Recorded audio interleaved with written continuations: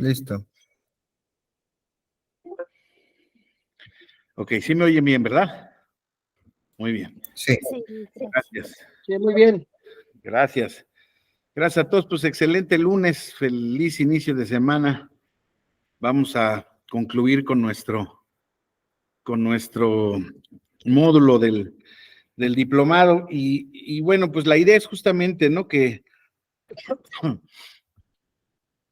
identificar, recapitular un poco lo que veíamos, ¿no? Al final del camino, el tema de la organización interna, compañeras, compañeros, es un asunto de, pues digamos, de alta relevancia y trascendencia para los partidos políticos, pero de menos utilidad o digamos con menos repercusiones positivas para nosotros los ciudadanos. Entonces, hemos más o menos identificado, buen día a todos, hemos identificado un poco el tema de que al final del camino los partidos políticos son espacios de poder que se convierten en élites y en ese sentido, desde luego,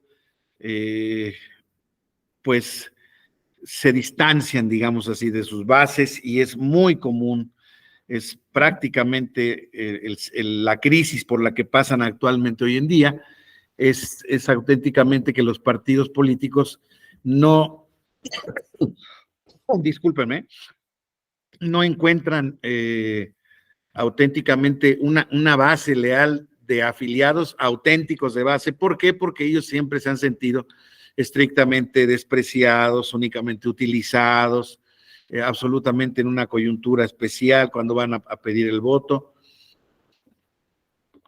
Estaba yo leyendo, compañeras, compañeros, hoy que una de las cosas que dijo ayer el presidente del PAN era que para exigir que puedan participar a la candidatura a la presidencia de la República por ese partido, deben de recabar 1 millón de firmas. Y el partido acciona, sí, ayer lo estaba yo leyendo, ahorita está confirmada la noticia, incluso sale ahí en una de las columnas principales de algunos de los periódicos, y dicen, oiga, pues si el PAN tiene 303,000 afiliados. El PAN tiene una historia muy interesante en ese sentido, pero este número que tienen actual de afiliados, compañeras, compañeros, llegó como resultado de una depuración interna que se hizo del padrón, porque hay que decirlo que los anteriores dirigentes, las anteriores dirigencias, utilizaron a su favor para beneficiar a los grupos que a ella le interesaban o que estaban de su lado, la postulación de candidaturas. Entonces, en las asambleas estatales, municipales, distritales, necesitaban movimiento, movilización de la gente. El Partido Acción Nacional es muy curioso, a mí me tocó vivirlo desde Jalisco, que era uno de sus bastiones más fuertes. Sufrió una pues, ¿cómo les puedo llamar? Una transformación. Yo, desde luego, yo no he militado en ningún partido político y no he estudiado tampoco particularmente el comportamiento, historia y, digamos, y coyuntura de cada partido político.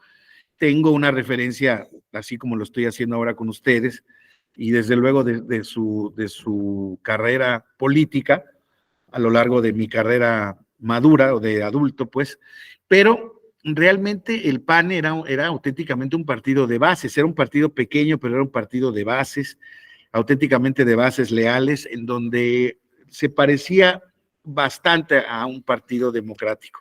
Lo que pasó fue que les agarró, creo que el síndrome del poder, y entonces empezaron a gestionar los asuntos públicos y a gestionar al partido con los mismos vicios con los que se había gestionado el viejo partido del poder. Entonces, como ustedes saben, perdónenme, como ustedes saben, el asunto pasa porque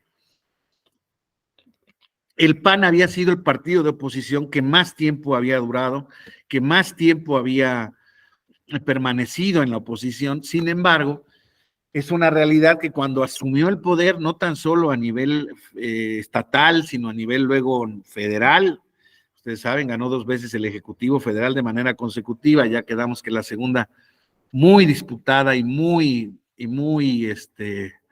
pues digamos, muy en el tema de la rayita, pues, o sea, todavía es un episodio muy complicado de nuestra vida política, pero pues lo que sí no dejó de hacer, y lo digo desde el punto de vista más honesto, más responsable, pero al mismo tiempo crítico, pues empezó a ejercer el poder más o menos al mismo estilo en el que se lo ejercía el PRI. Sin hacer necesariamente del PAN un partido corporativo, pues sí se hacían este tipo de cosas de afiliaciones masivas. El padrón del PAN era un padrón, se los digo yo por experiencia propia, yo lo viví en la jurisdicción de la Sala Guadalajara. Es un padrón que se inflaba, dependiendo cada elección que iba a haber, este padrón que se iba y se incorporaban muchas, y no había unos procedimientos muy estrictos de filiación, y entonces en ese sentido el partido pues empezó de alguna manera, insisto, a llevar prácticas de acarreo, pues digamos de esquiroles, porque auténticamente eso pasaba, y entonces cuando uno veía esos asuntos, porque llegaban de manera masiva, llegaban las solicitudes de afiliación masiva al partido con base en un proceso electoral, y entonces tenían ustedes 2 bandos, los bandos de los que representaban a esos ciudadanos, que podían ser diputados, alcaldes, dirigentes de un partido, de un distrito, y estaba la dirigencia nacional del PAN. La dirigencia nacional del PAN no quería que se incorporara a esos padrones porque decían que al final del camino, con razón, que se utilizaban para efectos de, pues, inflar artificialmente el padrón para ese proceso electoral que correspondiera, y posteriormente lo que pasaba era que lo único que se lograba era la candidatura, etcétera. Normalmente era para apoyar candidaturas. Y posteriormente no se sabía realmente ya si estas personas se habían auténticamente integrado al PAN o no. Y entonces debo decirles que a nivel nacional, particularmente en todas las salas, pero bueno, particularmente yo me refiero a la que yo conocí, pero todas fueron muy parecidas, se incorporaban, pues, ¿qué les gusta? 70, 80,000 o 90,000, creo yo. Nosotros llegamos a tener 2 rondas de 10,000, como 20,000 afiliados ¿cómo se llama? En Jalisco. Y entonces, insisto, estaba ese debate donde nosotros podíamos ver que existían, sí es cierto, había solicitudes de afiliación masivas, pero todas acompañaban su credencial para votar, todos acompañaban firmada su declaración de intención, y el partido político no les daba respuesta.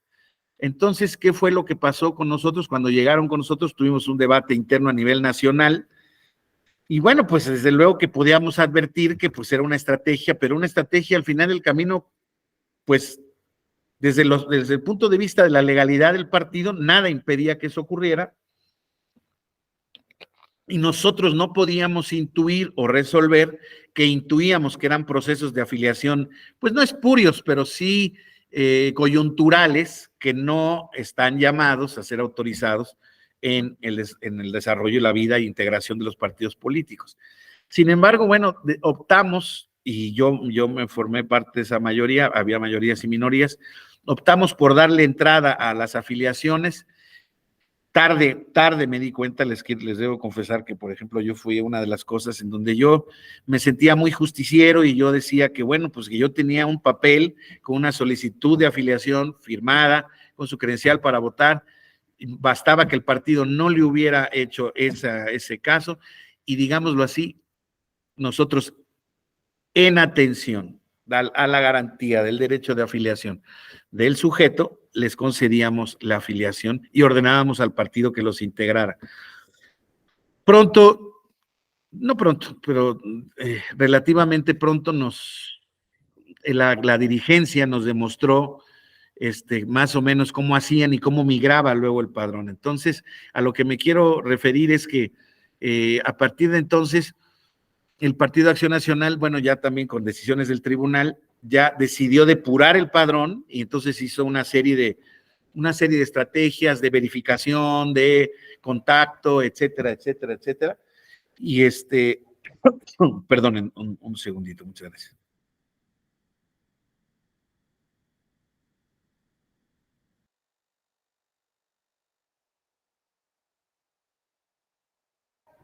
perdón.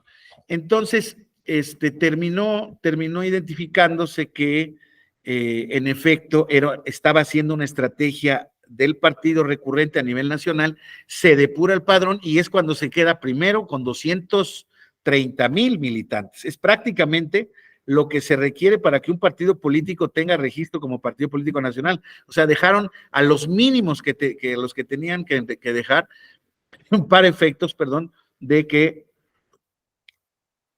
no se les cancelara el registro por esa vía. Y en consecuencia, desde entonces el PAN tiene un padrón muy pequeño, pero les decía yo, la nota del día era que el presidente del PAN está exigiendo que quien quiera ser candidato a la presidencia de la República tiene que juntar 1 millón de firmas. Pues lo va a tener difícil porque de hecho, los independientes que pueden aspirar a esa candidatura, si tienen ese apoyo ciudadano, entre otros requisitos, más o menos van a andar por el millón y medio.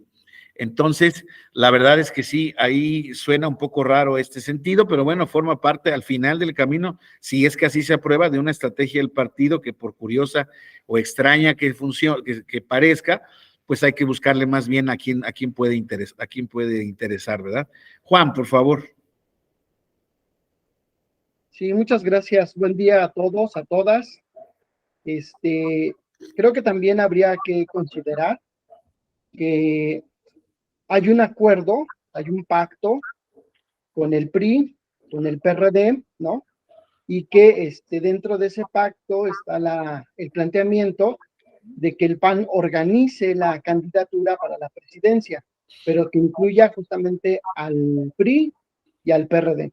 Entonces, en este sentido, pues habría que pensar que no solamente es la gente allegada, simpatizante, militante del PAN, sino esta parte de la coalición que se ha venido manejando alrededor de este proyecto de coalición que traen PRI, PAN, PRD, ¿no? Muchas gracias, buen día.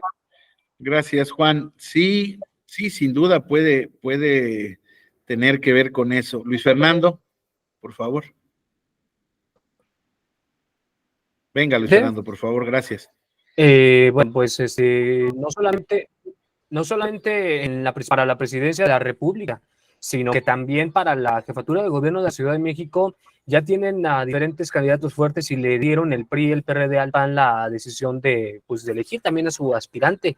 Y hay varios panistas que se consideran ahorita los más fuertes. Por ejemplo, están Lía Limón, y ahorita quien está tomando relevancia es Santiago Taboada por sus acciones en Benito Juárez. No solamente presidencia, jefe de gobierno también. Sí, claro. Sí, forma parte de esta estrategia opositora en la que yo les soy estrictamente honesto. No sé si mañana o no se van a pelear, no lo sé. Me parece que lo positivo también, insisto, desde el punto de vista también de las vibras que tiene uno, pues es que la oposición se organice y que auténticamente haya una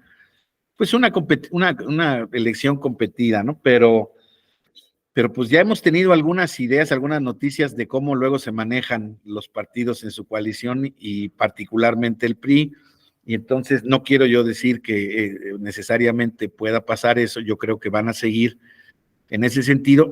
Mi pregunta o mi cuestionamiento es sobre si el PRI auténticamente se va a quedar conforme, aunque ya lo hayan acordado, con que el PAN presente a los candidatos de gobierno, de la jefatura de gobierno y de la presidencia de la República. Máxime si retiene Coahuila, porque puso a las dos, en este caso el PRI, van en alianza. Parece ser que la del Estado de México está complicada, vamos a ver, parece ser que al final el camino puede estar cerrada, pero parece que Coahuila sí va en vía de ser recuperada por el PRI, y eso naturalmente yo creo que puede ser vendido como oro molido para mucha gente, ¿no? Entonces, sobre todo porque el partido del poder le está echando ganas ahí en Coahuila, porque ya saben, o sea, hay temas personales ahí contra el ex gobernador, los gobernadores Moreira, etcétera, etcétera. Entonces hay un tema complejo políticamente, pero bueno, vamos a ver qué es lo que ocurre. Lo que sí es que en este tema de la vida interna de los partidos políticos, no hay duda de que ellos son los que generan la estrategia, no hay duda de que ellos son los que generan las condiciones, y como les decía yo, no hay duda de que también en esas políticas de alianzas, de manejo del partido, etcétera, etcétera, los primeros que son pasados a traer son sus militantes o simpatizantes. Pero bueno, hay vías para poderse quejar, ya lo hemos platicado, de cualquier manera lo voy a cerrar un poco con esto, porque ya veíamos ahora, este tema se llama justamente la organización interna del partido político, la vida interna del partido político, ya vimos qué es lo que la ley define como vida interna de los partidos políticos, y bueno, pues son sus procesos sin duda más importantes y más relevantes, ¿no? La obligación, ahora lo vamos a seguir viendo. Nos habíamos quedado respecto a los documentos básicos, creo que el programa de acción también lo vimos, ¿no? Creo que vimos la declaración de principios y alcanzamos a ver algún ejemplo, y creo que también vimos el programa de acción, que es el documento programático de los tres y establece las vías de gobierno, políticas públicas para alcanzar. ¿Me recuerdan? Sí vimos esto, ¿verdad? Ahí nos quedamos, o no, o ahí mismo. Sí, nos mostraron estos programas de acción tanto del PAN como Sí. el de Morena. Sí, ¿verdad? El programa ya, ¿verdad? Porque la declaración de principios también ya lo vimos. Estábamos en los estatutos, ¿verdad? Ok, bueno, entonces el programa de acción ya lo habíamos visto. Entonces, déjenme un momento, por favor. Lo importante, insisto, es la norma programática, ¿no? El documento programático es cómo lo vamos a hacer, cómo vamos a movilizarnos, cómo vamos a generar este tema, ¿no? Y queda el tema de la regulación, ahora sí, normativa de la vida interna. Uno, la declaración de principios nos establece la ideología, nos establece el perfil del partido político, cuáles son sus fines, cuáles son sus metas, ¿no? Y ya veíamos, ¿no? Todos, pues de alguna manera distinto, pero parecido, ¿no? Pues bienestar para la población, empleo, seguridad, etcétera, etcétera, ¿no? El programa de acción es esta plataforma política donde dice más o menos el cómo, mediante qué políticas, etcétera, etcétera. Son más que nada escritos políticos que nos genera pues la idea de cómo es la movilización del partido, de cuáles son sus políticas de estructura de base, etcétera, etcétera. La verdad es que son documentos que se siguen reformando, pero más como discurso político que realmente documentos efectivos. Pero sin lugar a dudas, desde luego, forman parte de la esencia del partido, de la identidad del partido, y en ese sentido, pues cobra una relevancia muy importante para efectos de la jurisdicción, porque también puede ser que uno de los contextos que se ha tomado en cuenta para resolver algún problema, algún conflicto entre los ciudadanos y sus órganos partidarios, pues pueda ser el contexto de la declaración de principios del programa de acción, etcétera, etcétera. El 39 es el documento que regula ya la organización interna de los partidos y contiene ya el núcleo de derechos básicos de los militantes, los procesos de afiliación y sobre todo los procesos por los que se elijan a sus dirigencias, en donde, perdón, aquí hay una errata, y se postulen candidatos. Como ya veíamos, desde luego, el gran aporte de los partidos políticos a la vida pública del país es, pues, justamente ser la plataforma, ser la vía de acceso por parte de los ciudadanos al poder. El artículo 39 de la Ley General de Partidos nos dice cuáles son, qué son los estatutos. Y, ay, perdónenme, dejé de compartir, perdón. No sé por qué se me salió aquí. Ahí está. Y entonces, compañeras, compañeros, pues está ahí los elementos que establece la ley como elementos mínimos, denominación, emblema y el color o colores que le caracterizan y diferencian de otros. ¿Saben ustedes que el Partido Acción Nacional, sus colores oficiales son el verde, el blanco y el rojo, no el azul y el blanco en sus estatutos? Y además, ¿cómo se llama? Y además el logotipo es muy curioso. Déjenme ver si lo puedo.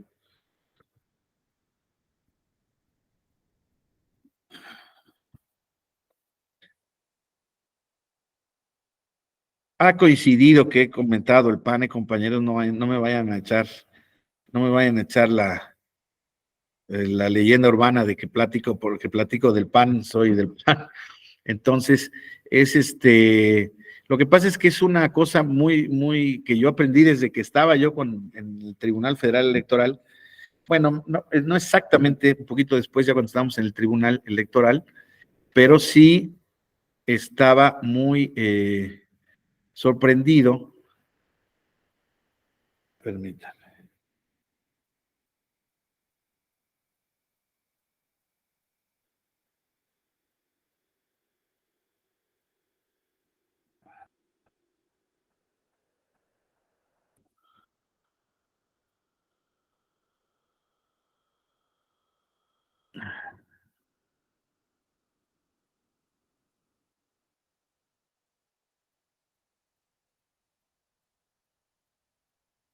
Perdónenme, es que no estoy en mi medio ambiente natural. Estoy aquí en las instalaciones de la escuela y bueno, pues allá tengo 2 pantallas, etcétera, etcétera. Y aquí pues nada más me tengo que andar viendo con esto. Permítanme.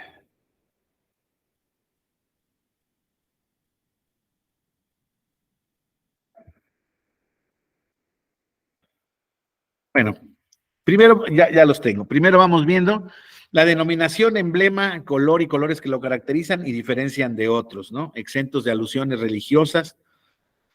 Los procedimientos para la afiliación individual, libre y pacífica de sus miembros son los elementos mínimos que nos establece la ley. Derechos y obligaciones de los militantes, la estructura orgánica del partido, normas y procedimientos democráticos para la integración de sus órganos internos. Ya veíamos que ese elemento es fundamental a la hora de calificar la constitucionalidad y legalidad de los estatutos de un partido político, sobre qué se entiende por procedimientos democráticos, pero también hemos llegado a la conclusión de que realmente el Tribunal Electoral, la Suprema Corte de Justicia de la Nación, a través de sus acciones de inconstitucionalidad y sus determinaciones, han sido muy flexibles en cuanto al tema de entender que es un sistema democrático, ¿no? No necesariamente todos son una participación directa de los simpatizantes en el tema del partido, sino también se consideran legítimas las asambleas de delegadas, las asambleas cerradas, etcétera, etcétera, ¿no? Mecanismos, incluso hasta la encuesta, ya lo hemos visto, ¿no? Que alguien podría decir que puede ser un método muy democrático, y yo creo que sí, siempre y cuando se establezcan las condiciones mínimas de la metodología de la misma, ¿no? Mientras no sepamos cómo es la metodología de la encuesta, que es lo que de alguna manera algunos de los miembros de Morena que no son beneficiados con el resultado de las mismas, ponen luego en entredicho, ¿no? Entonces, los mecanismos para la integración de liderazgos políticos de mujeres al interior del partido, normas y procedimientos democráticos para la postulación de candidaturas, la obligación de presentar una plataforma electoral para cada elección basada en su declaración de principios y el programa de acción, también la obligación de sus candidatos de sostener y difundir la plataforma electoral durante la campaña en la que participen, los tipos y reglas de financiamiento privado a las que recurrirá el partido, las normas, plazos y procedimientos de justicia intrapartidaria con los que se garanticen los derechos de los militantes, las sanciones aplicables que infrinjan sus normas con garantías procesales mínimas que incluyan los derechos de audiencia y defensa, la descripción de las posibles infracciones y a la normatividad interna o causales de expulsión y la obligación de fundar y motivar la resolución respectiva. Entonces, les voy a poner ahora,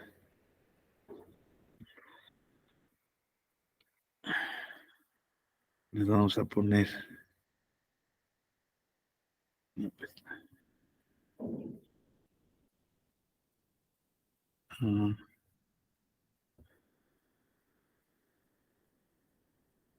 aquí está.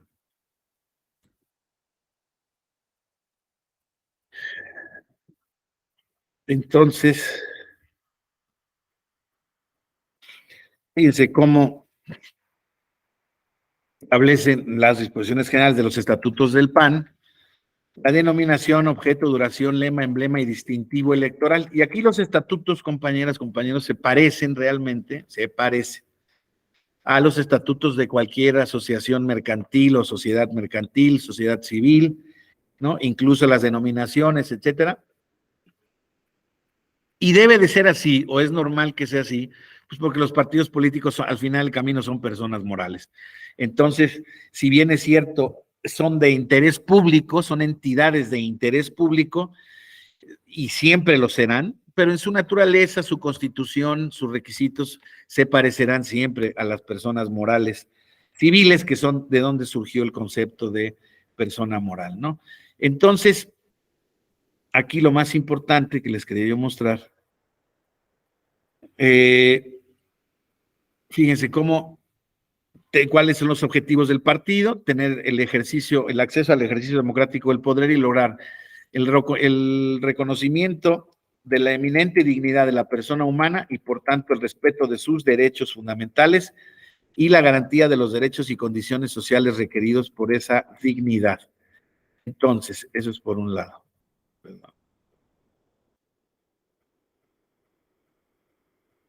Ok.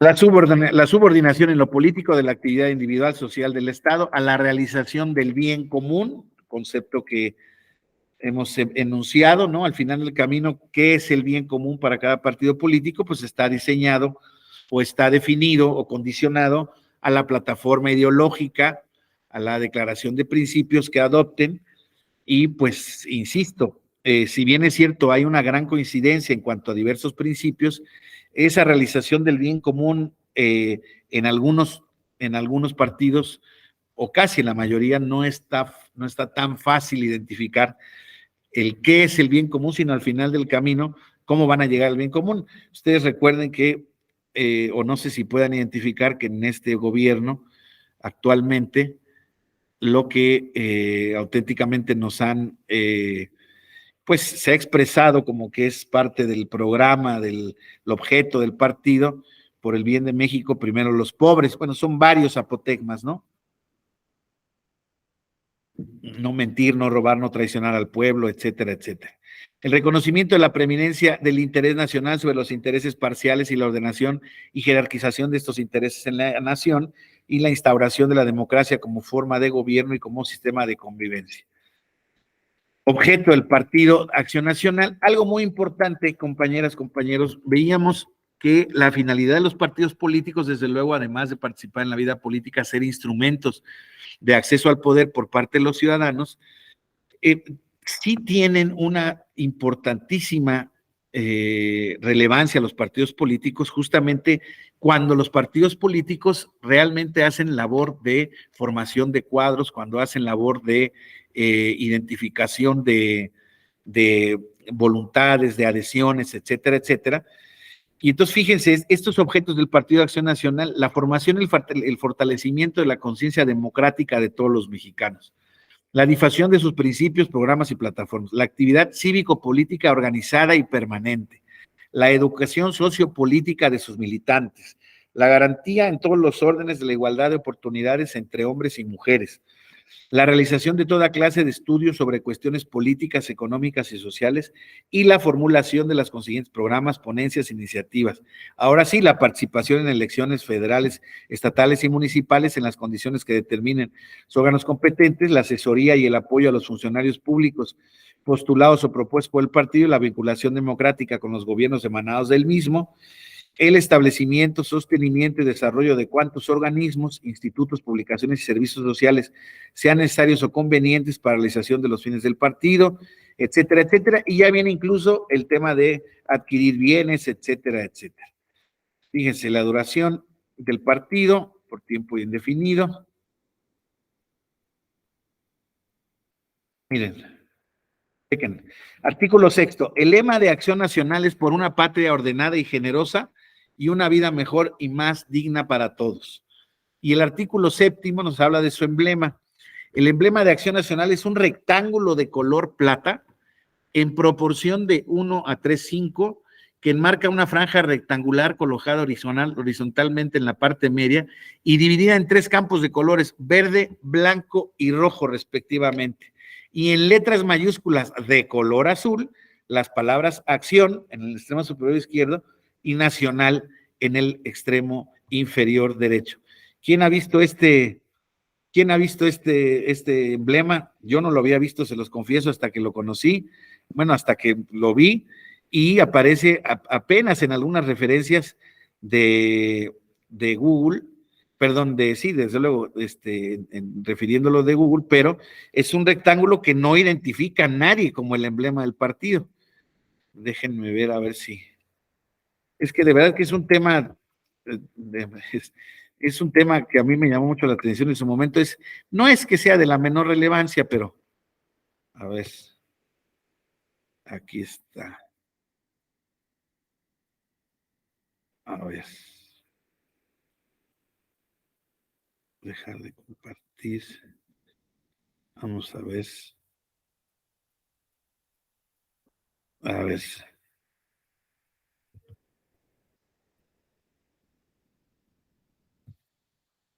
Aquí va a salir.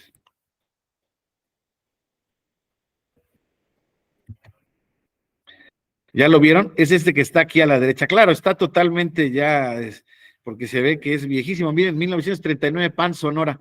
Esta es la idea del emblema del PAN, conforme a los estatutos. Y así estaba en las primeras. No, yo nunca lo he visto así, nunca. Estos de aquí de la izquierda son los que han adoptado, pero estatutariamente ese es el del PAN, el estatuto del PAN. Ahora sí que como cultura general, compañeros, ya tienen algo que platicarle a sus compañeros. Ahí voy. Entonces, bueno, volvemos, salimos de los estatutos del PAN. En efecto, lo que están regulados son estos elementos mínimos y desde luego, como se podrán imaginar, pues cada partido político tiene definidos sus órganos de gobierno, sus asambleas, sus formas de afiliar, etcétera, etcétera. Ahora, la parte importante, es muy importante, que es la fuente máxima de generación de conflictos respecto de la militancia y un partido político, es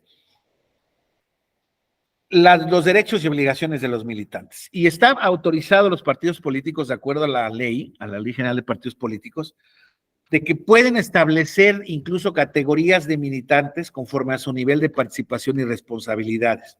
Eso no es por sí mismo inconstitucional, se ha elevado en algunas acciones de inconstitucionalidad y en algunos asuntos muy específicos el hecho de que los partidos políticos no debieran tener categorías de militantes. Y entonces se ha considerado que sí es razonable, justamente por los condicionamientos que establece la propia ley, que es que las categorías siempre serán conforme al nivel de participación y de responsabilidades. O sea, cuando hay pues digamos, una categoría que requiere prácticamente de ser empleado del partido político, bueno, no todo mundo está dispuesto, no todo mundo le conviene integrar al partido desde esa manera. En consecuencia, puede tener una categoría superior o distinta o con, digamos, con perfiles distintos y con derechos distintos. Pero lo que no se puede obviar para ningún militante del partido son estos derechos mínimos y que son naturalmente, insisto, los más relevantes. Participar personalmente o a través de delegados en asambleas electivas. Postularse a los procesos de selección de candidatos cumpliendo los requisitos correspondientes. Postularse a los procesos de selección de dirigentes. Pedir y recibir información pública sobre cualquier asunto del partido político en los términos de las leyes de transparencia. Solicitar la rendición de cuentas a sus dirigentes. Exigir el cumplimiento de la normatividad interna. Recibir capacitación y formación política para el ejercicio de sus derechos político-electorales, tener acceso a la jurisdicción interna del partido, impugnar ante el tribunal o los tribunales electorales locales las resoluciones de los órganos internos. Eso no lo tenía que decir el estatuto, compañeras, compañeros. Eso no es un derecho que les otorga el estatuto. Pero bueno, refrendar o renunciar a su condición de militante. Fíjense cómo esta catálogo de derechos realmente es el abanico de derechos que se desprende, o más bien no que se desprende, sino que integra el derecho político electoral de afiliación. Todos estos derechos mínimos son una parte del derecho de afiliación. Y luego les preguntamos a los alumnos o nos preguntan, bueno, uno ya medio se la sabe, pero tú preguntas sobre los derechos políticos electorales y todo mundo identifica el tema específico de votar, ser votado, asociación y afiliación. ¿Y afiliación en cuál? En de integrarse a un partido político. Oye, pero ¿y dentro del partido político? Hay una gama importantísima de derechos. Así, ejerciendo esos derechos, es como la jurisdicción del tribunal, insisto, expandió en un principio, en 1996-98, expandió su jurisdicción ante casos que no estaban o sea, no tenían supuestos de procedencia. Para empezar, porque les decía yo, o lo hemos platicado muchas veces, los partidos políticos realmente no son como tales autoridades, pero para efectos de juicios electorales de la ciudadanía, los partidos políticos son usualmente una parte muy importante que se juega el papel de autoridad, porque es aquella que violenta esos derechos políticos. Y esos derechos que normalmente violenta, pues son el de participación, simple y sencillamente en las asambleas. Por ejemplo, se pueden quejar de que en una asamblea no se les dio el derecho a presentar alguna propuesta, discutirla o debatirla. Eso es posible reclamarlo, claro. Ahora, hay que ver siempre respecto de la configuración del derecho que se está reclamando, ver si el mismo también puede o no tener un acto de reparación, de reparabilidad, ¿no? A ver, vamos a ver qué nos dice Aurora. Dice Aurora que el INE, mediante acuerdo CG 583-2022, ordenó a los partidos políticos nacionales adecuar sus documentos básicos para establecer los criterios mínimos ordenados por el tribunal a fin de garantizar la paridad sustantiva en la postulación de candidaturas, ya sea de manera individual, por coalición de candidatura común, también deberán dar cumplimiento. Sí, claro, todo este tipo de normatividades ya de paridad, etcétera, etcétera, de violencia política de género, tienen que estar perfectamente previstos. Creo que lo iba a citar un poquito más adelante, pero es muy importante identificar ya, incluso en la Constitución se dice, ¿no? Justamente en el artículo 41, que una de las obligaciones de los partidos políticos es promover y respetar y proteger, garantizar la equidad, la paridad de género. Fíjense que ayer estaba yo analizando, también estaba estudiando unos temas que estoy trabajando, y fíjese que en el tema de las acciones afirmativas para efecto de la mujer, o sea, la mujer hoy en día, si ustedes lo ven así, en 10 años, prácticamente a partir de la sentencia 12624, pero es 2014 esa sentencia, 12624 es 2014, es 2015 creo, no, miento, es 2012. En esa sentencia, la velocidad de la paridad de género ha corrido auténticamente como un rayo. Así, de verdad se los digo a las mujeres, o sea, así de verdad que deberíamos de asumir todos, hombres y desde luego mujeres, que hay que garantizar todavía unos aspectos muy importantes respecto del tema de la mujer, ¿no? Por ejemplo, el tema de la violencia, ya no tan solo política de género, ¿no? Lo platicábamos. Esta terrible violencia que se ve traducida en los feminicidios, etcétera, etcétera. Pero ya una parte importante de esta vida política, la parte política de los derechos de la mujer, yo los veo además en la perspectiva de los tribunales que cada vez están más integrados por mujeres. O sea, hoy en día la justicia con perspectiva de género es una auténtica realidad. A mí me da mucha vergüenza que en mis últimos pues recorridos que andaba yo por mi circunscripción en Baja California Sur, me invitaron en el año de 2013, me invitaron a una ponencia, la hoy magistrada Mónica Soto de la Sala Superior, que tenía que ver justamente con equidad de género, paridad de género. Estaban en ese tema, estaba pues el asunto apenas boyando, ¿no? Y se me preguntó, oiga, para usted, ¿qué es juzgar con perspectiva de género? Y yo les confieso que con una auténtica ignorancia, falta de sensibilidad, pero fundamentalmente ignorancia. Yo era de los que pensaban, ¿no?, que este tema de las mujeres y de la igualdad de las mujeres era igualdad de participar. Alguna vez lo platicó, lo dijo, lo discutió en una sesión pública la magistrada Lanís, porque yo era de los convencidos de que, a ver, a las mujeres había que darles la igualdad de participaciones sin discusión. ¿Existía o no existía? No, no existía. Existían cuotas del 30 y del 40%. ¿No? Y además, una vez que existían esas cuotas del 30 y 40%, pues existía la posibilidad de que los partidos políticos las mandaran a competir a donde fuera, y entonces las mandaran a perder, básicamente, ¿no? Entonces yo decía, sí, que les den la igualdad, la mayor cuota que se pueda. Todavía no estaba en ese entonces la paridad, se estaba logrando el 60-40 en todas las candidaturas y que además fueran del mismo género. Y yo decía que yo desconocía el concepto, que no conocía lo que era juzgar con perspectiva de género, porque para mí el hombre y la mujer eran iguales. Se los digo auténticamente que eso yo lo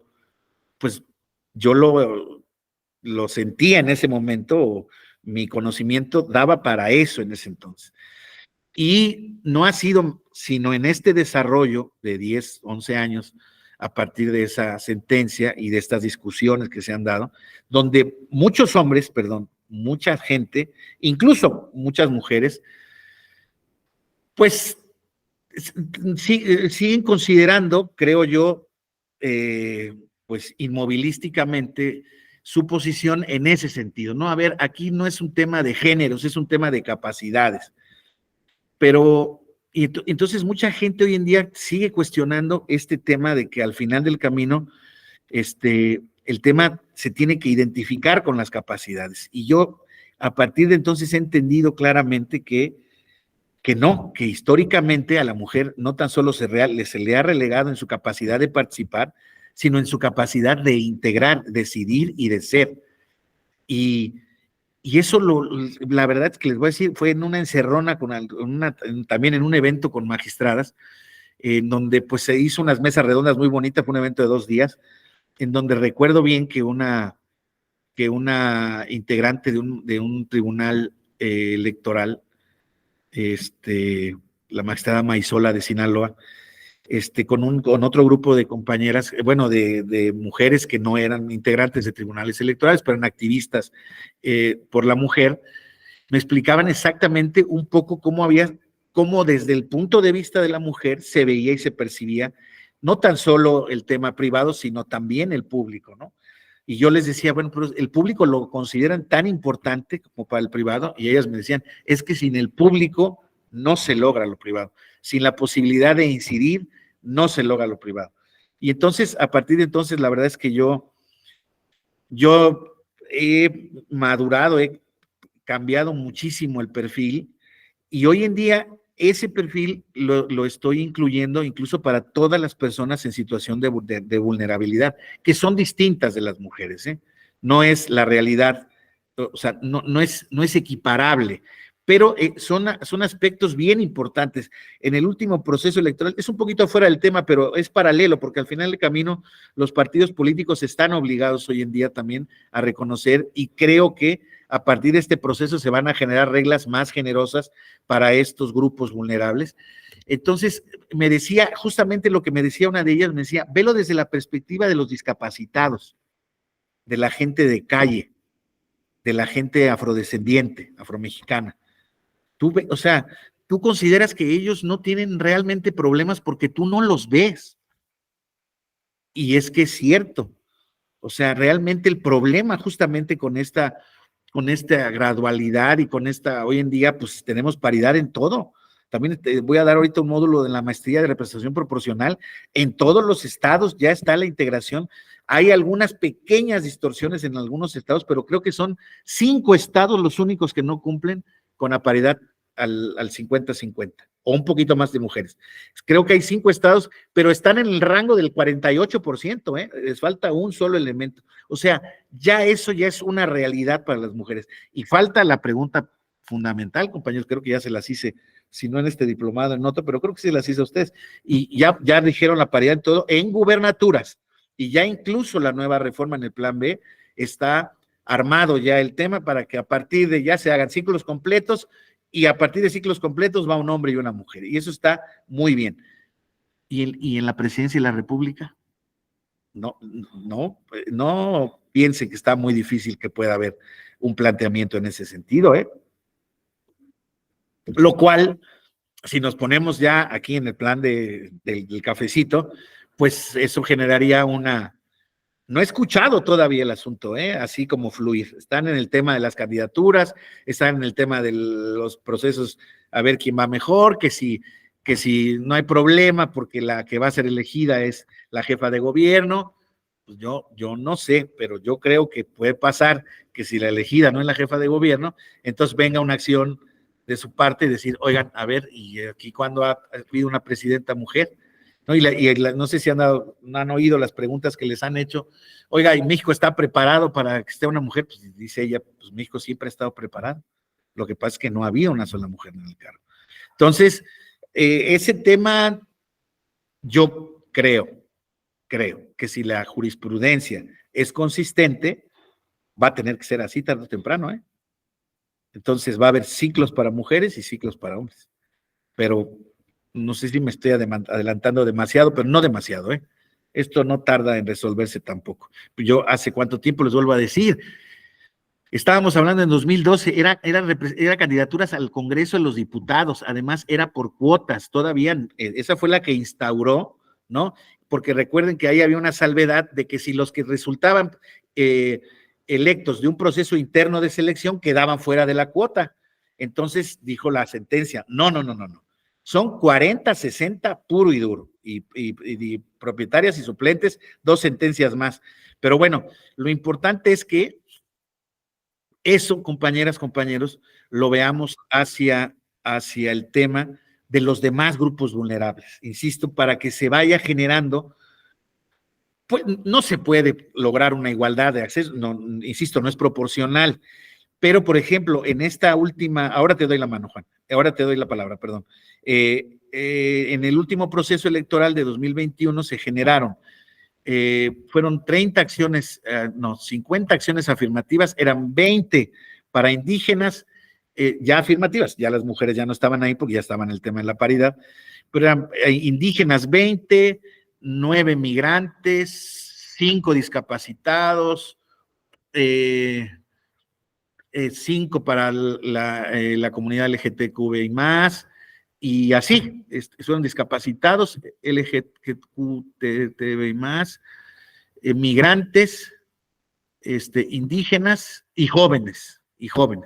Entonces, se puede establecer ahí, insisto, unas condiciones para que haya mayor representatividad de estos grupos. Yo verdaderamente que, igual que como pasaba con las mujeres, uno no ve los problemas y la realidad de los grupos de situación de vulnerabilidad, y la verdad es que son situaciones bien difíciles, que creo que ameritan. Ha habido, ¿se acuerdan con el gobierno de Fox cuando empezó este tema de la ley de la CONAPRED, etcétera, que inició con don Gilberto Ricón Gallardo, que era un activista de izquierda muy importante, que además era discapacitado?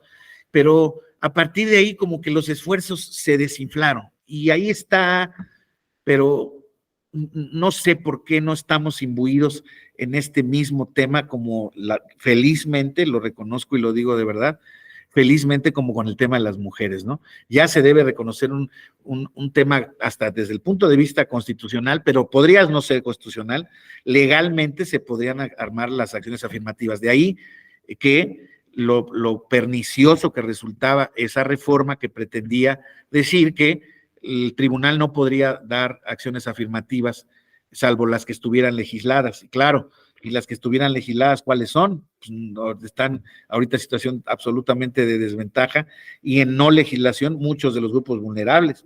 Entonces, creo que sería muy importante ver el ejemplo de las mujeres, cómo ha avanzado, y que las propias mujeres y todos aquellos, pues que desde luego creemos en que no hay mayor cosa que la igualdad sustantiva dentro de la desigualdad que puede haber en ciertos grupos de la población, pues se activice y se active más. Por ejemplo, hoy en día nada más hay una diputada de la comunidad LGTQI+, esta Sandra Luébano, que luego hace cosas que, bueno, desde su perspectiva, medio raras y tal, pero ha resultado una voz muy importante y ya, al final del camino, como grupo minoritario, miembro de grupo minoritario, fue de las que se opuso justamente a esas reformas de manera vehemente, ¿eh? O sea, esos grupos, fíjense, qué importantes, ¿no? Han sido, si bien es cierto, son minoritarios y son minorías y en situación de vulnerabilidad, han sido diques para el abuso de los derechos. De verdad se los digo. Juan, por favor. Sí, muchas gracias. En la referencia que hace unos minutos, igual está el magistrade de Aguascalientes, ¿no? Ah, sí, Osiel Baena, sí, claro. Bueno, entonces, fue un acierto del tribunal establecer este criterio de acciones preferentes que han permitido justamente incrementar la participación de las mujeres en espacios de ejercicios de poder en la administración pública, ¿no? Creo que ahora habría que ver la parte que tiene relación con los órganos de dirección del partido, porque en los órganos de dirección del partido sigue habiendo un machismo muy fuerte, donde las élites machistas son las que determinan quiénes dirigen el partido, ¿no? Y no han permitido abrir espacios para las mujeres. Entonces, creo que hay que también ver esa parte que aún falta por incrementar el principio de paridad y el principio de alternancia, ¿no? Muchas gracias.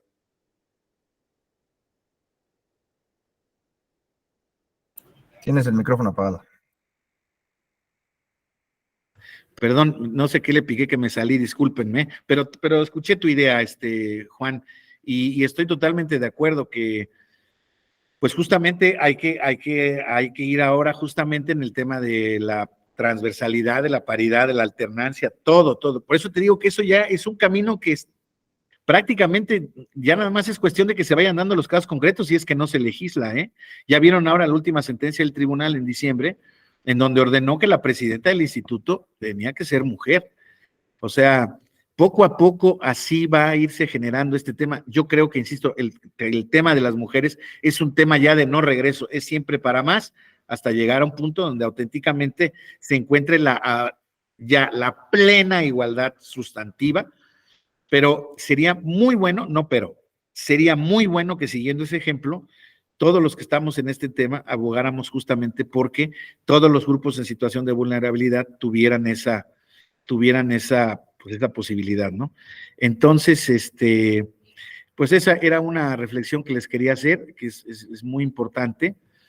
Y entonces, compañeras, compañeros, pues viendo ya cuáles son los derechos, entonces vemos que el abanico de derechos para el tema de la afiliación es un abanico muy importante. O sea, si bien es cierto, pareciera mentira que los partidos políticos a veces fueran tan descuidados o tan poco precavidos de tutelar los derechos de su militancia, pero la militancia tiene la potencia de poder generar estos medios impugnativos para exigir que se cumplan sus derechos, siempre y cuando obviamente se den las condiciones de reparabilidad que hemos platicado siempre y que hay veces en que no se da necesariamente, pero bueno,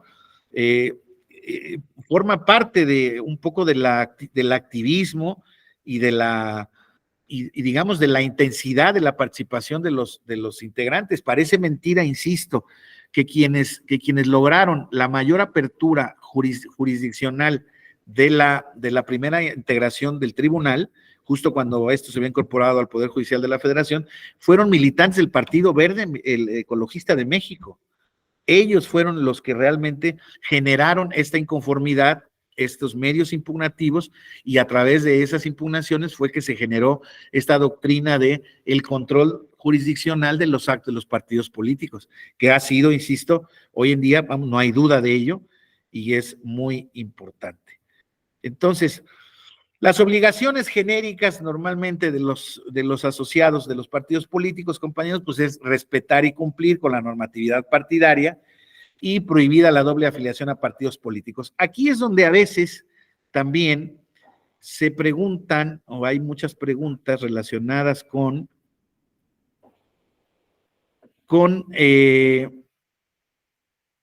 que si, ¿qué pasa con las sanciones a los militantes de los partidos políticos, por ejemplo, que no coinciden con las políticas del partido o que están combatiendo las determinaciones del partido, etcétera, etcétera? Ahí hay un amplio abanico de posibilidades y de casos prácticos que pueden ser dados en la... ¿Por qué? Porque ¿qué ocurre normalmente? Normalmente los partidos políticos también por vía de su jurisdicción interna y por los procesos de internos de sanción a los militantes de los partidos políticos, pues consideran como violación a los estatutos el que el militante exprese, por ejemplo, abiertamente su voluntad en contra de las políticas públicas del partido político. Y entonces, pues eso genera desde luego procedimientos de sanción y procedimientos jurisdiccionales en donde pues se trata de controvertir estas determinaciones que normalmente terminan o pueden terminar en la expulsión del militante del partido político.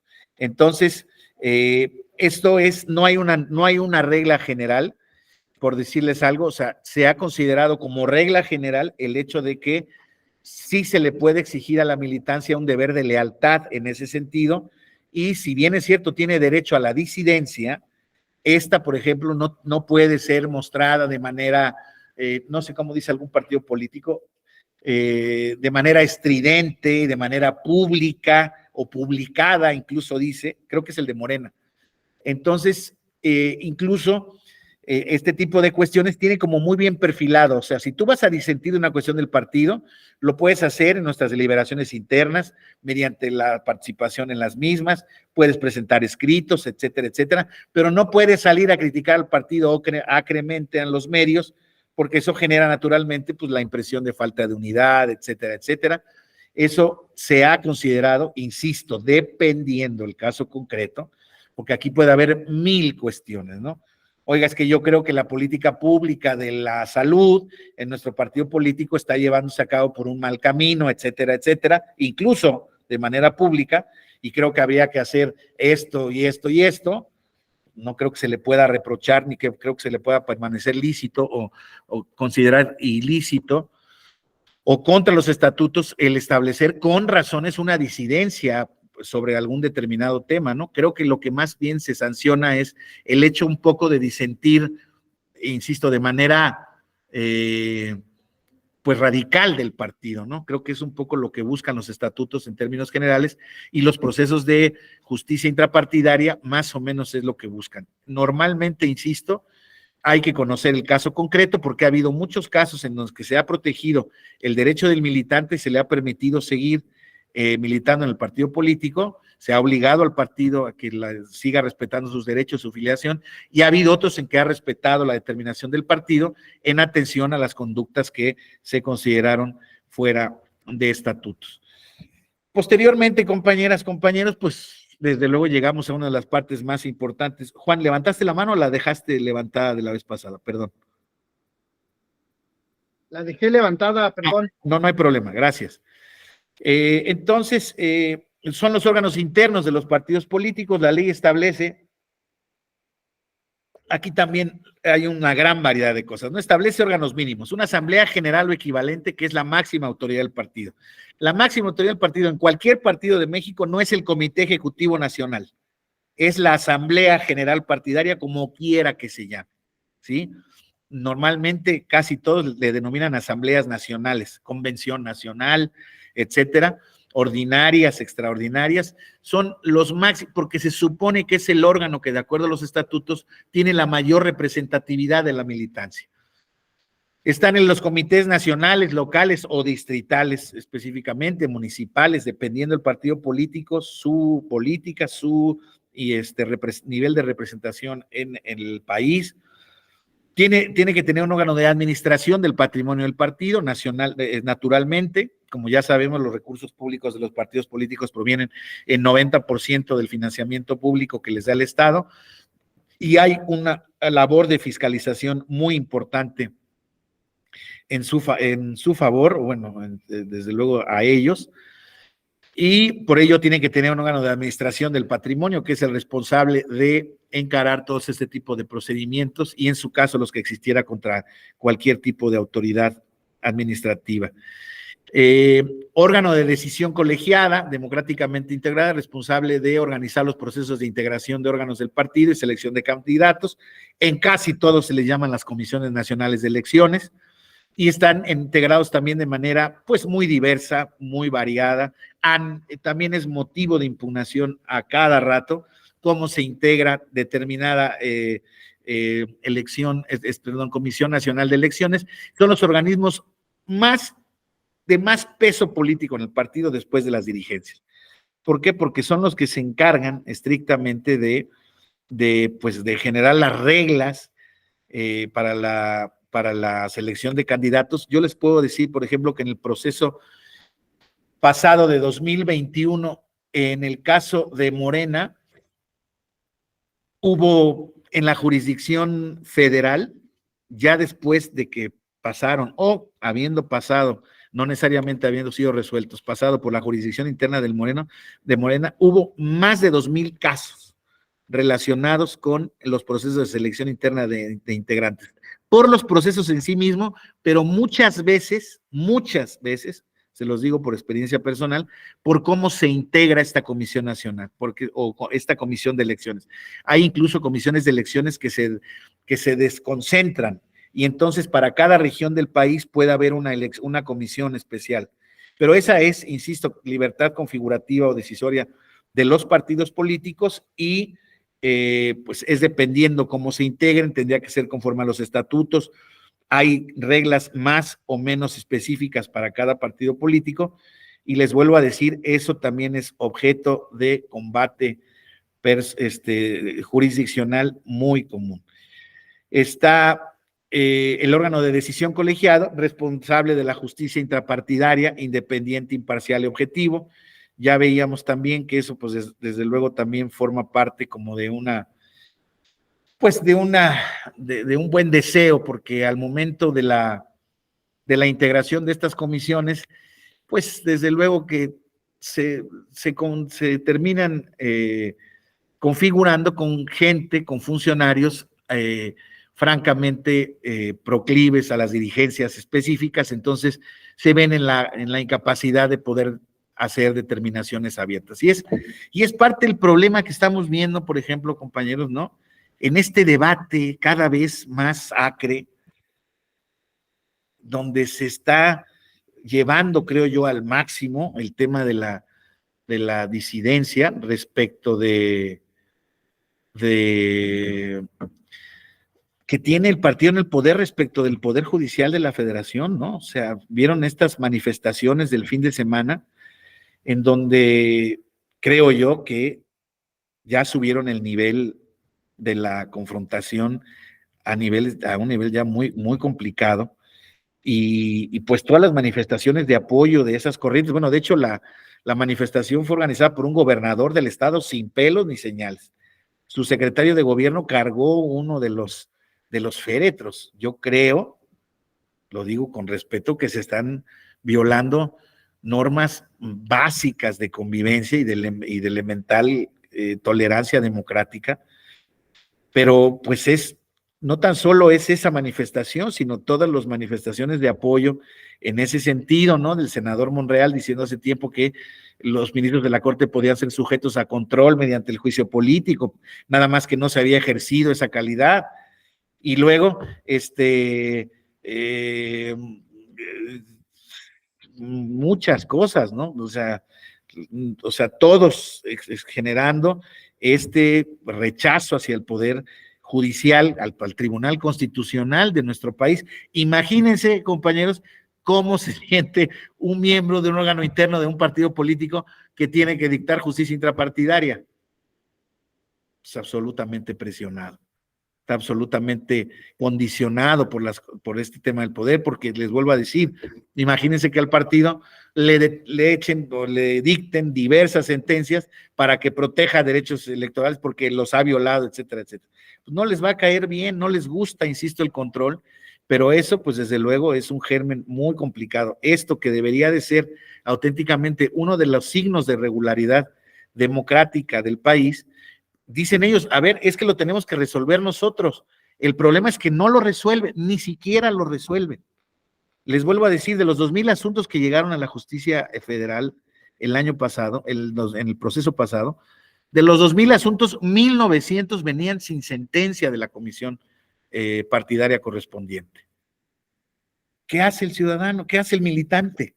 Pues va ante el tribunal, y si el tribunal le dice, tiene razón este cuate, y entonces tienes que considerarlo o tienes que darle la candidatura, ahí es donde está esa lectura del artículo 2 de la Ley de Medios, donde dice, tu tribunal electoral únicamente puedes reponer el procedimiento, pero no puedes determinar quién es el candidato ni quién es el dirigente.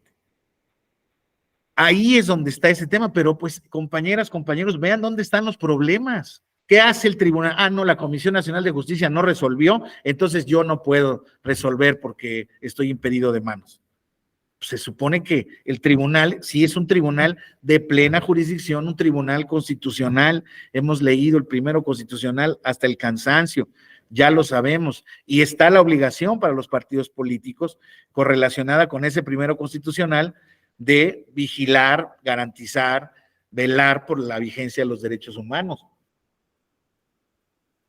Entonces, realmente ahí es donde está el espejo de lo que pasa ahorita, de la coyuntura política actual. Hoy en día el poder ya se dio cuenta de que hay un contrapeso de poder, de que no le es fiel, no le es leal, y en consecuencia pues va a tirar sus determinaciones pues parece ser que ahorita pues a menos que no sé, a menos que exista una presión en ese sentido. Yo me imagino, yo no quisiera estar, de verdad lo digo en serio, en los zapatos de los ministros de la Corte, después de que pasan féretros encima de ellos. O sea, ¿qué quieren decir con eso?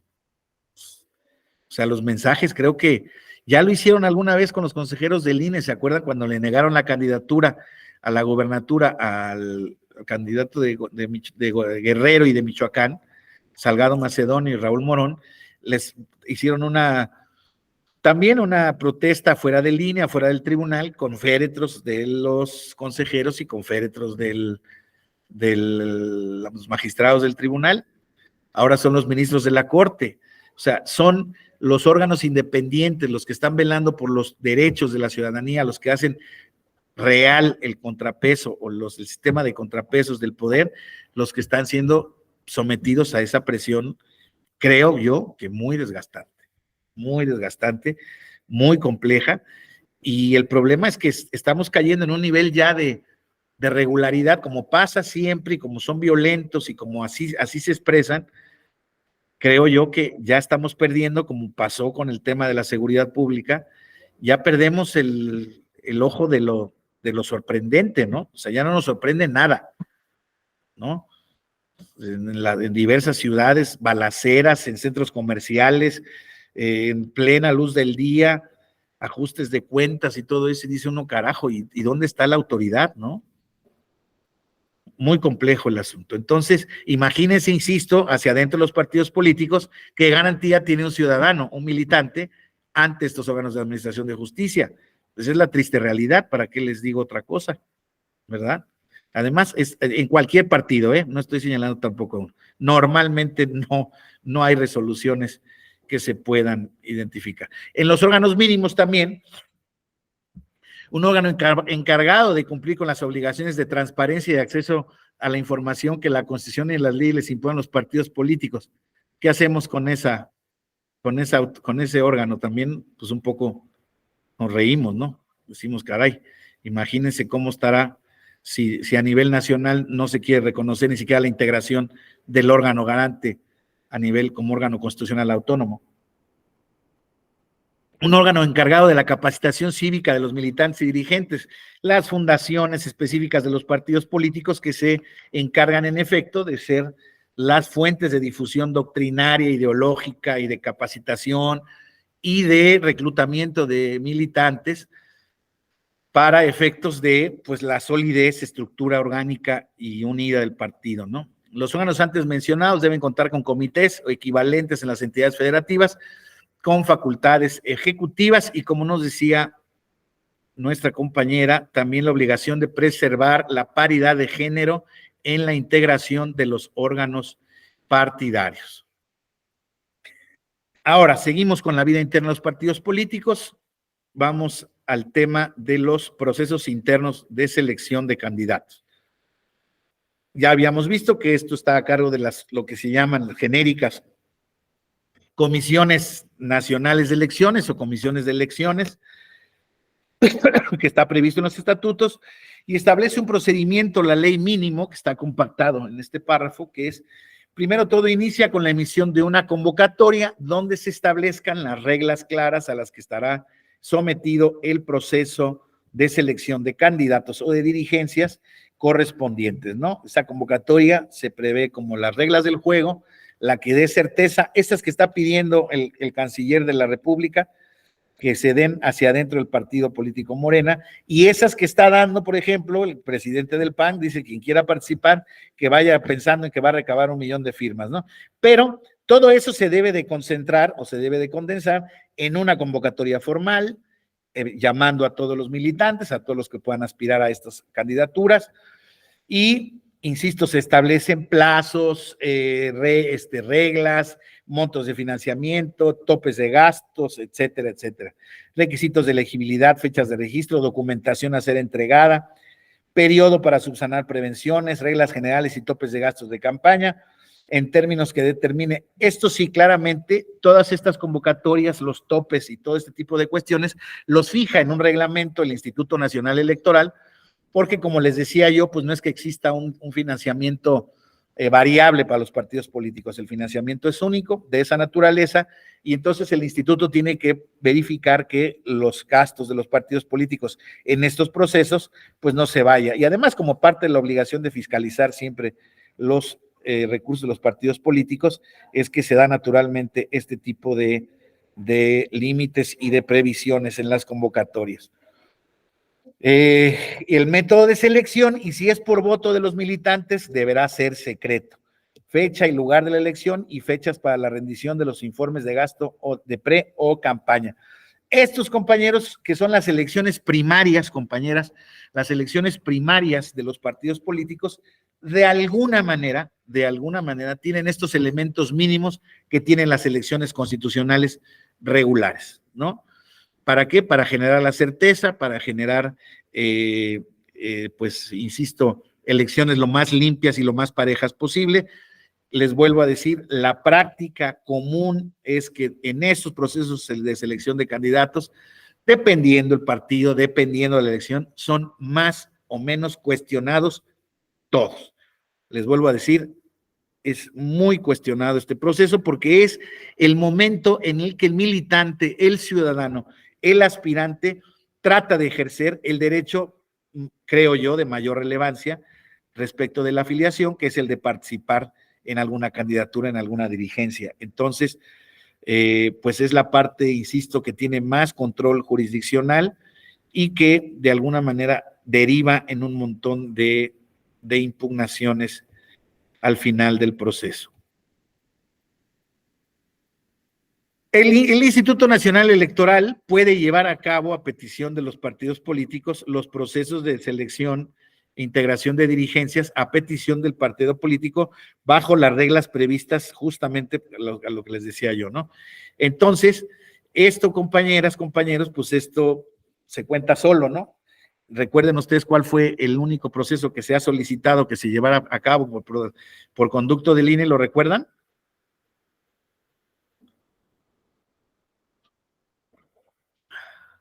En serio, no.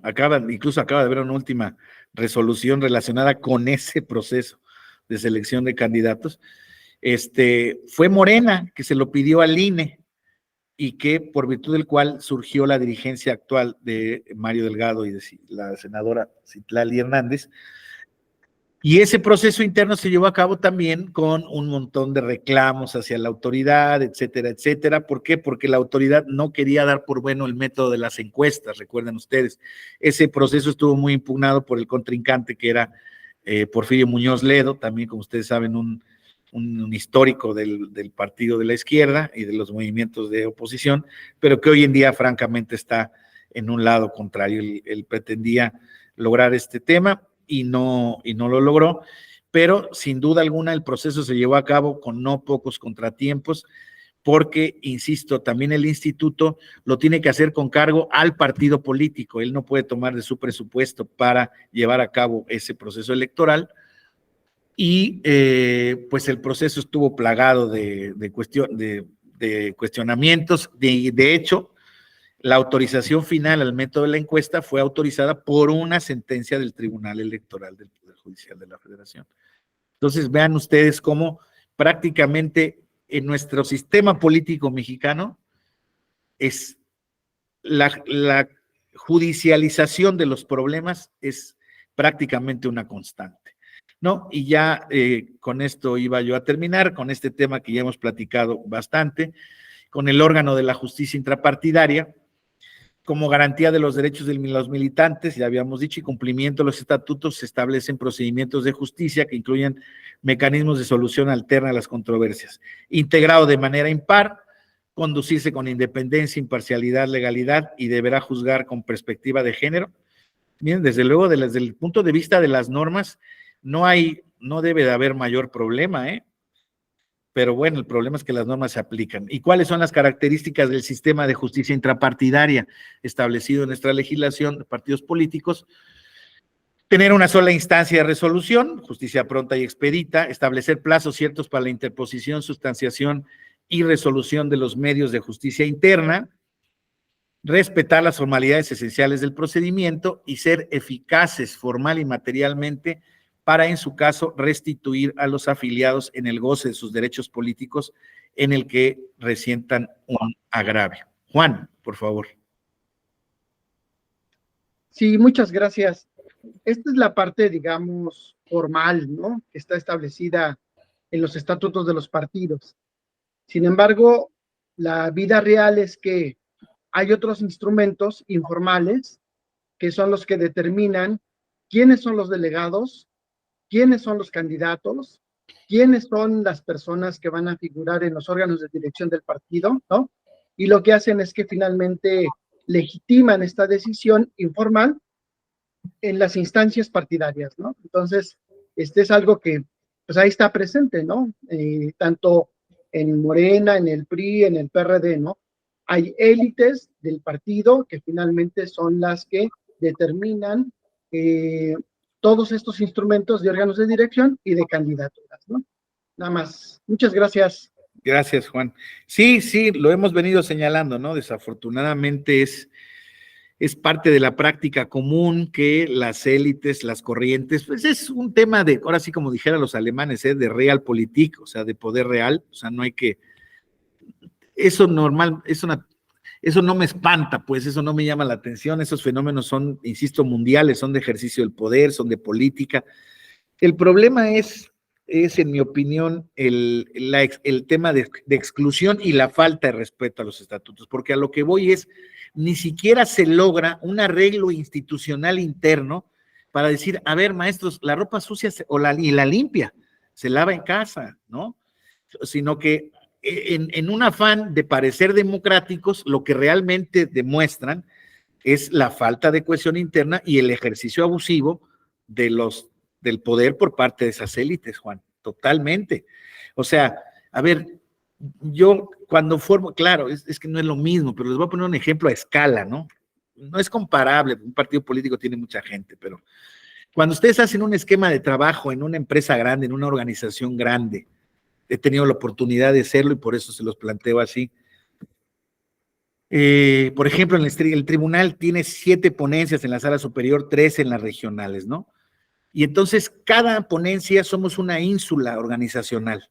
Cada magistrado tiene sus propias reglas, su propia disciplina, dentro de nuestros parámetros normales de comportamiento regulados por la ley, por nuestro código de ética, naturalmente. cada quien establece la manera de matar las pulgas y como le corresponda, ¿no?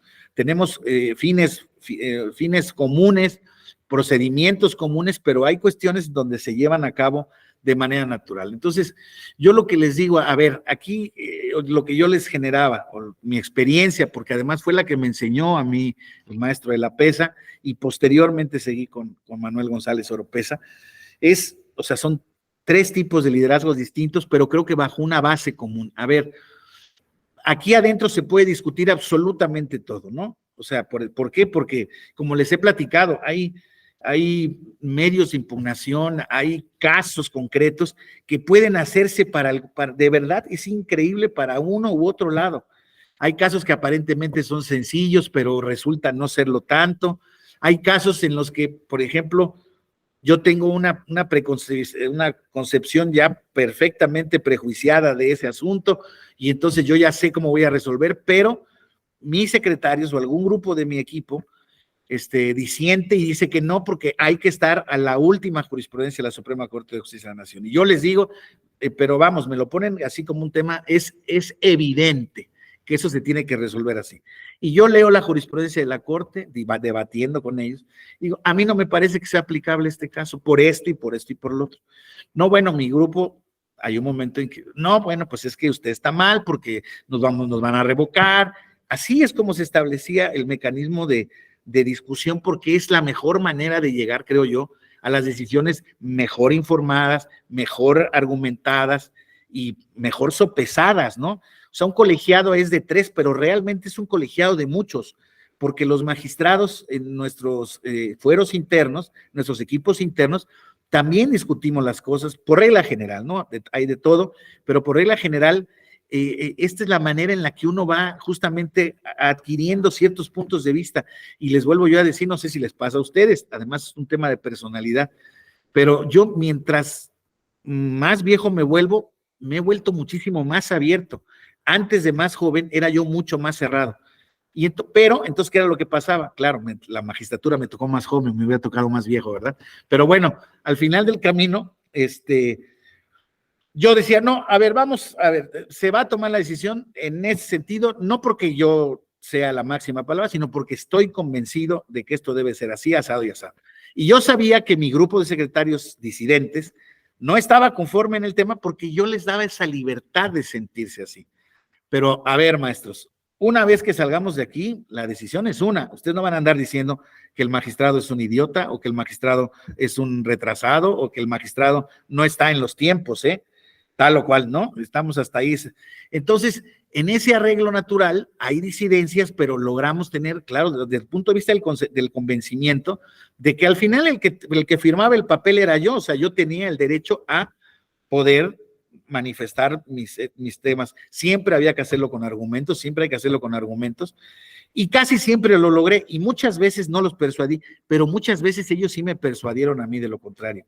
Y les digo, esa fue una enseñanza que poco a poco, y posteriormente me tocó ya en otro nivel participar ya en la sala superior con el magistrado González Oropesa, y te das cuenta que lo que el tribunal pueda pasar, porque las decisiones se toman muchas veces por mayoría, y eso se ve como un tema de debilidad de la resolución, y no lo es, al contrario, es un mérito de la resolución, porque es una resolución discutida que vio 2 puntos de vista, y que desgraciadamente en los colegiados se impone la mayoría, ¿verdad? Para eso están los órganos colegiados, para que se impongan las ideas de la mayoría, y ya luego se hará el análisis sobre si estuvo bien, si tuvo buenos efectos, o si estuvo mal resuelta, ¿no? En términos generales creo que eso no ha pasado, no pasa, pero lo que ocurre al interior de estos partidos políticos donde generan este tema es un auténtico desorden.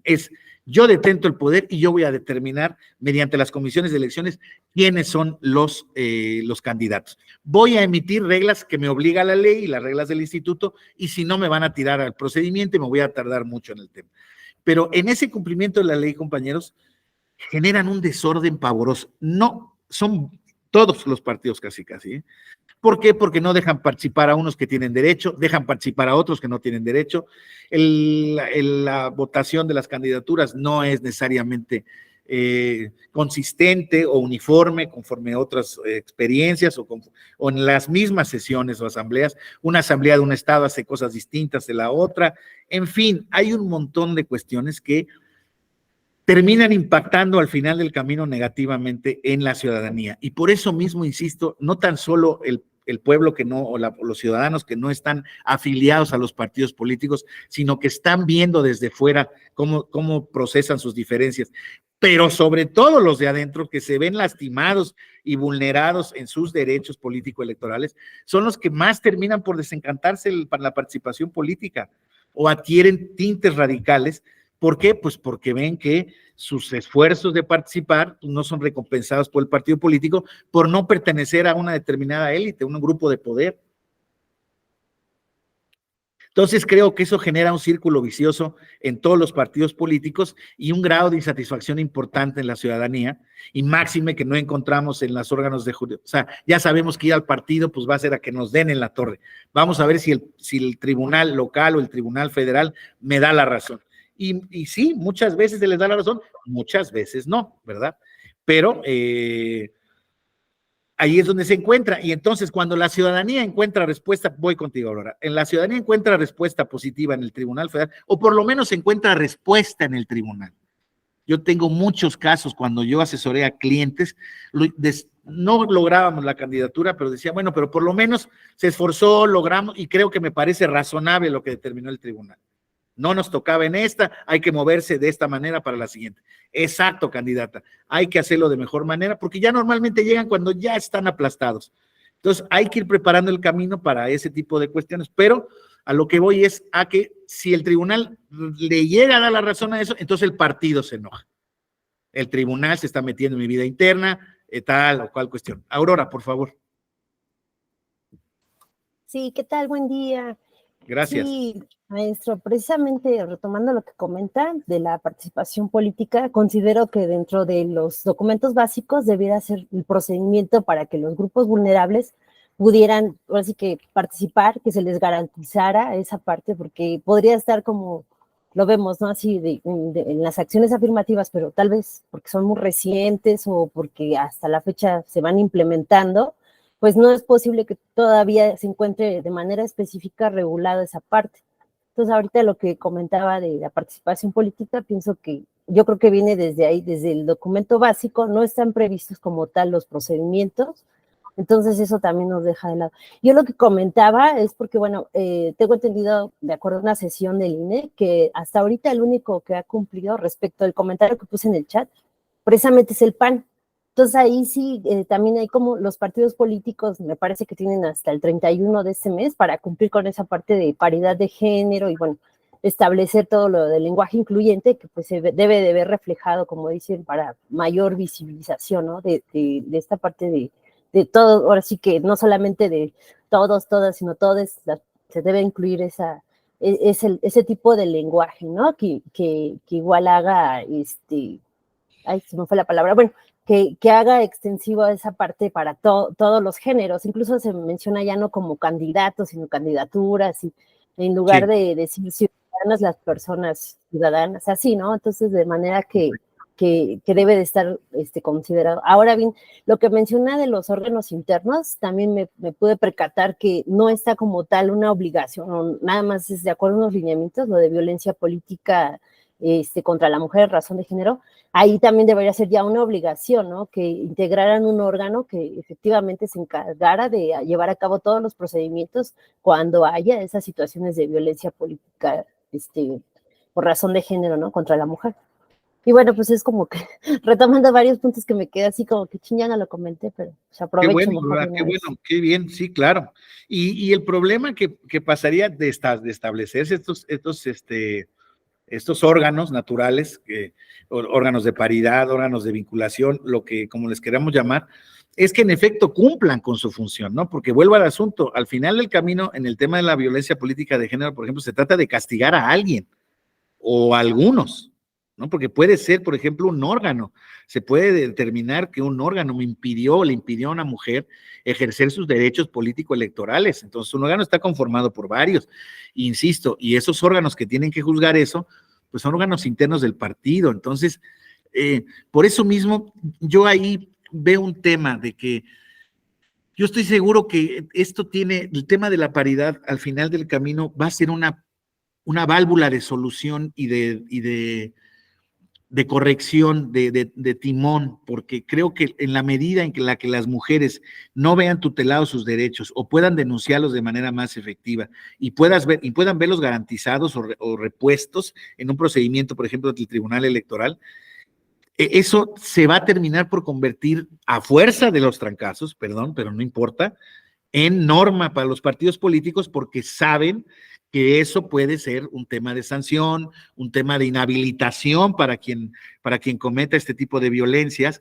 Entonces, esa es la manera, y eso trasladarlo, como decíamos, y lo retomabas ahora, Aurora, al tema de los grupos vulnerables. Poco a poco, así hay que hacerlo. Ahora, yo creo que hay que pasar este momento aciago que tenemos ahora de tanta polarización y de tanto complejo, porque les vuelvo a decir, si los propios partidos políticos, el propio poder, es el que está boicoteando hoy en día a los órganos del Estado, al judicial y al de acceso a la información, etcétera, etcétera, pues poco podemos esperar de los esfuerzos que hagan hacia adentro de sus partidos para ser más inclusivos, más igualitarios.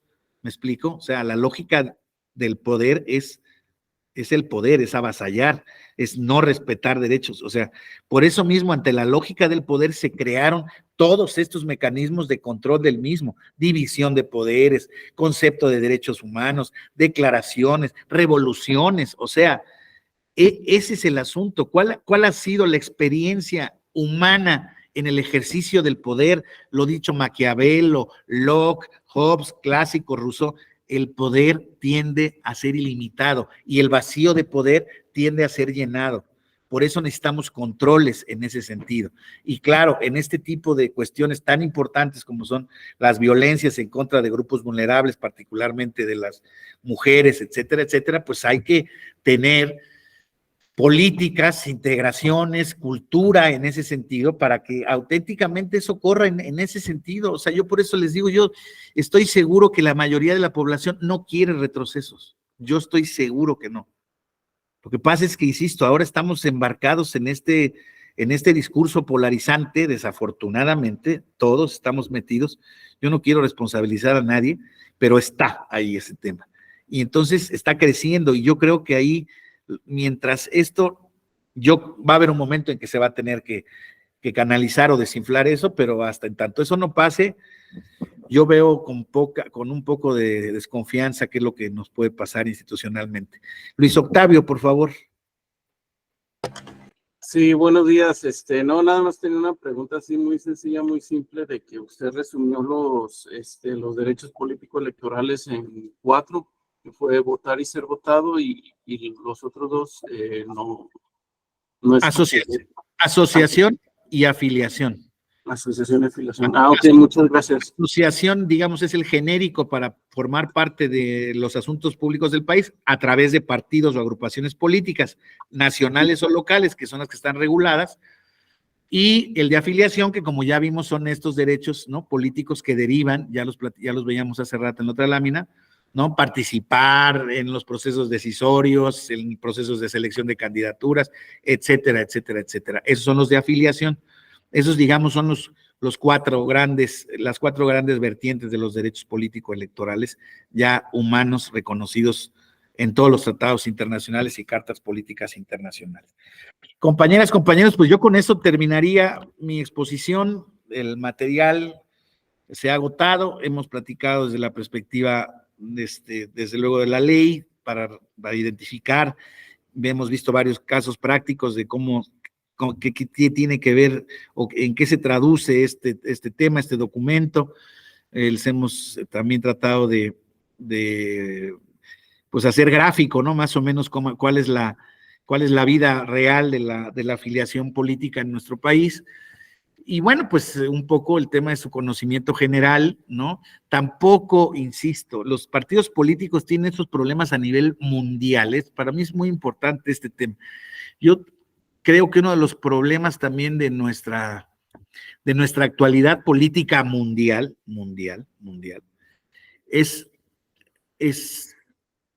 a dramatizar o a dejarse llevar por ese tema polarizante, ¿sí me explico? Sin quererlo, sin promoverlo, el posicionarnos en un lado, por decirles algo, yo que estoy preocupado por el tema institucional del país, estoy preocupado. No somos Venezuela, yo espero que no lleguemos, ¿sí me estoy explicando? O sea, lo importante es identificar cuáles son la problemática que nos atrae, que nos pone como país hoy en día la coyuntura política actual, el reconocimiento de lo mismo, no pasa nada tampoco, es política y siempre hay conflictos políticos en todas las partes del mundo. Hoy en día estamos viendo enfrentarnos además, insisto, ante una franja de la sociedad importante que está de acuerdo con el gobierno y eso está bien, o sea, ahí está, que por las razones que gusten y manden, no las voy ni a enumerar. Y hay otra franja de la población que no le gusta nada lo que tiene que ver con el gobierno. Y está en el tema de las comparaciones con el pasado, con la culpa al pasado, con el tema del y yo les vuelvo a decir, yo creo que la construcción de un país, desde luego que se hace sobre bases históricas, pero siempre con la mira para adelante, no para atrás. Entonces nosotros tenemos que ver hacia adelante justamente con este tipo de cosas. Perdónenme que se los diga, porque son muchos de ustedes muy jóvenes. Yo me veo muy joven, pero no lo soy tanto. Entonces, les debo decir que en 30 años que a mí me ha tocado ver este tema, desde jovencito hasta ya no estar tan jovencito, de verdad que me da la oportunidad de decir que la evolución ha sido francamente positiva, impensable, y pues la verdad es que estamos en un proceso de transformación, estamos padeciendo efectos de la democracia.